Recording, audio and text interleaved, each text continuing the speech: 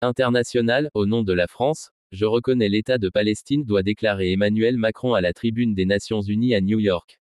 Ce lundi 22 septembre, Paris et Riyad vont enfin coprésider le sommet en faveur de la mise en œuvre de la solution à deux États à l'Assemblée générale de l'ONU, où la France va officiellement reconnaître l'État de Palestine.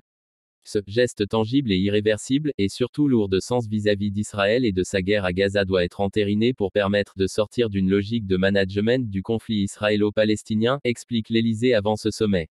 Processus accéléré ces derniers mois sous l'impulsion d'Emmanuel Macron compte tenu de l'urgence absolue à Gaza, et de la fragile stabilité de la région, la France a pris les rênes de ce mouvement de reconnaissance. Quitte à se mettre l'État israélien à dos. Macron n'est plus le bienvenu en Israël tant qu'il ne revient pas sur cette décision. Et force est de constater que les efforts français pour tendre vers une solution à deux États n'ont pas réduit les ambitions du Premier ministre israélien Benjamin Netanyahou. Pire encore, puisque cette volonté de permettre au plus grand nombre de reconnaître un État palestinien à New York conduit Israël dans une fuite en avant toujours plus radicale. Irréversible chemin vers la paix.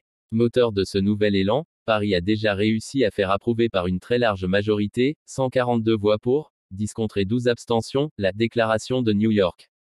Il s'agit d'un texte préalable à la reconnaissance de la Palestine élaboré par la France et l'Arabie Saoudite pour une solution à deux États excluant sans équivoque le Hamas de l'équation et l'appelant à libérer les otages.